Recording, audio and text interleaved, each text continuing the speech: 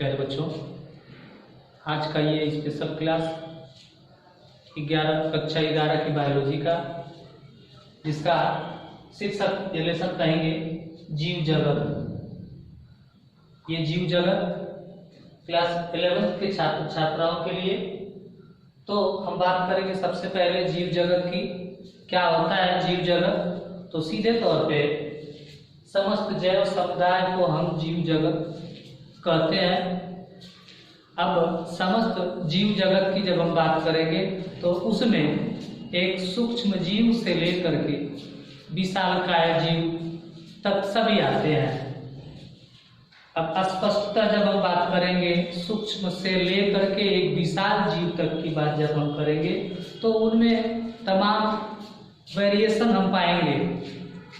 जीव के वासस्थान में वेरिएशन पाएंगे, जीव के रहन सहन में वेरिएशन पाएंगे, लेकिन मुख्यतः जो वेरिएशन हमको इस लेसन के अकॉर्डिंग पढ़ना है उसमें समस्त जीव की वृद्धि, उसमें होने वाले जनन और पर्यावरण के प्रति संवेदना का पता लगाना, उसके साथ उनका अनुकूलन की क्रिया कराना।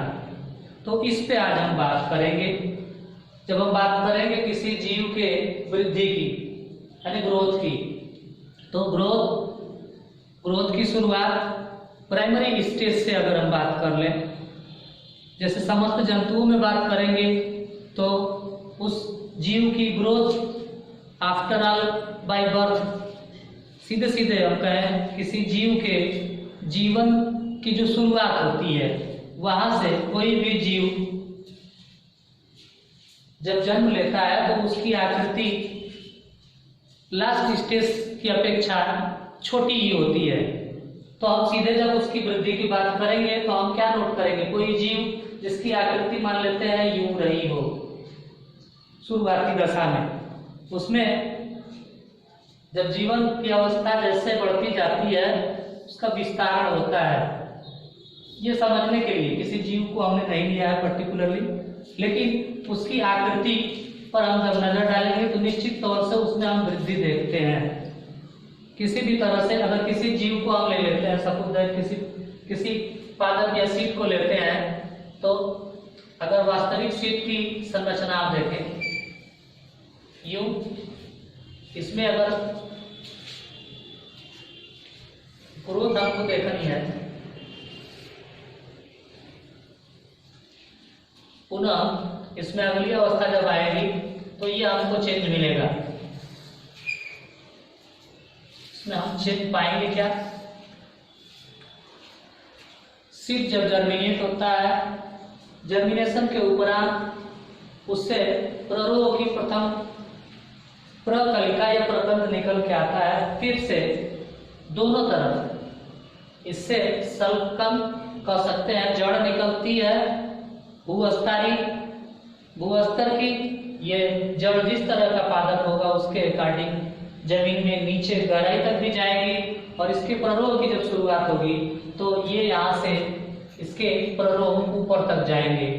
तो इस तरह की संरचना, और जो हम देख पा रहे हैं कि प्रारंभिक अवस्था में इस तरह की थी, उसकी अगली अवस्था में इस तरह की हुई, अगली अवस्था आते आते उसमें प्ररोह देखने को मिलता है।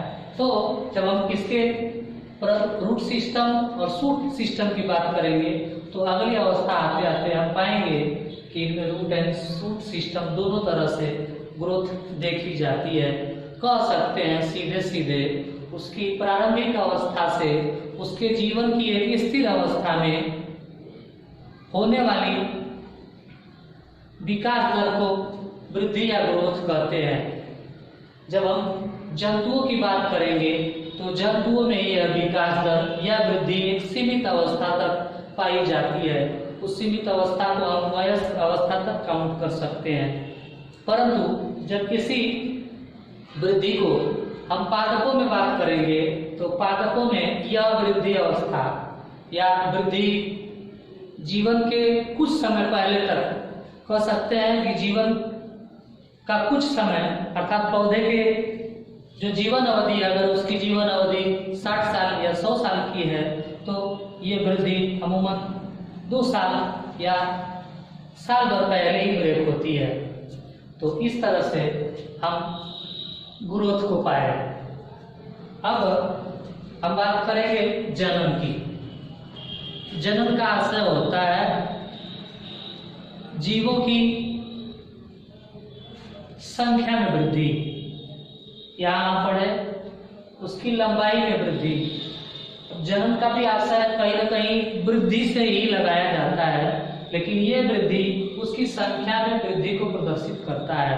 तो जनन, रिप्रोडक्शन, तो रिप्रोडक्शन मीन्स क्या होता है कि उसकी संख्या में बढ़ोतरी या वृद्धि होगी। अब कोई जीव यदि जन्म के उपरांत एडल्ट हो और एडल्ट होकर के अपनी संख्या में इजाफा करके जाए तो उसके द्वारा वह बड़ी हुई संख्या उसका जन्म कहलाती है। यदि ऐसा नहीं करता है तो वह जन्म नहीं होता। और लास्ट स्टेप जो जीव के जीवन के लिए नितांत आवश्यक होती है, पर्यावरण के प्रति संवेदना। अगर इस पे कोई भी जीव सही ढंग से सटीक तरीके से अगर काम नहीं करता है तो निश्चित तौर से उस जीव का जीवन जो है संभव नहीं होता। तो संवेदना, पर्यावरण के प्रति संवेदनशील होना क्या होता है? सबसे पहले अगर अकॉर्डिंग टू इन्वायरमेंट हम न हो पाए, अर्थात पर्यावरण के प्रति हम संवेदनशील नहीं हो पाए, तो निश्चित तौर से हमारा अस्तित्व खतरे में है। कह सकते हैं कि हम खत्म हो सकते हैं, चाहे वो मानव जाति हो, चाहे वो किसी भी जाति का जीव हो, उसका अस्तित्व खतरे में निश्चित तौर से आ जाता है। तो पर्यावरण के प्रति संवेदनशीलता समस्त जीव की एक आधारभूत परिकल्पना मानी जाती है। अब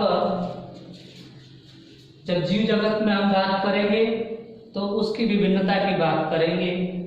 बायोडाइवर्सिटी क्या होती है?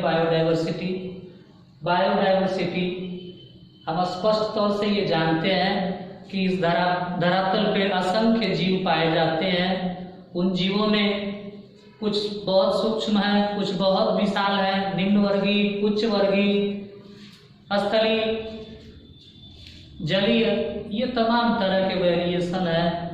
उनकी मॉर्फोलॉजी, एक कोश की, बहुकोश की, तमाम प्रकार की विषमताएं पाई जाती हैं।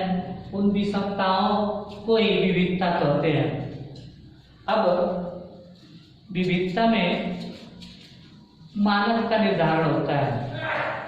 तमाम असमानता या विसमानताएं हैं, उनमें मानक का निर्धारण करके, जैसे एक मानक निर्धारित किया गया, वो मानक ये है कि जल में रहने वाली ब्लू व्हेल, स्थल से परे होकर के रहने वाली चमगादड़ और अन्य स्थलीय जंतु जिनमें नोटोकार्ड पाया जाता है, उनको सब में वेरिएशन है। एक जल में पाया जाता है, आपकी चमगादड़ का धरातल पे कोई स्तंभ नहीं पाया जाता, और अन्य जंतु जिनको हम मैमल्स के नाम से जानते हैं। तो एक मापक का निर्धारण करके एक नाम दिया जाता है, वो नाम होता है मापक। और उसको एक सिस्टमेटिक ढंग से जो नाम दिया जाता है, नाम पद्धति, तो उसका एक अभिलेख तैयार किया जाता है, जीवों का अलग और जंतुओं का अलग। तो इस मानक के अंतर्गत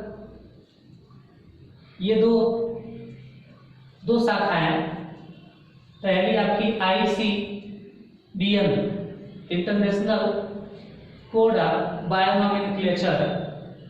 तो इसमें आप जितने बॉटनिकल नेम पाएंगे, अर्थात वनस्पतियों के नाम, वो इनके अंतर्गत दिए जाते हैं। और दूसरा ICZN, international code of zoological nomenclature. तो ये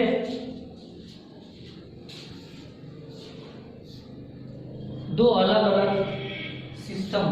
सिस्टमेटिक तरीके से तैयार किए गए खाता।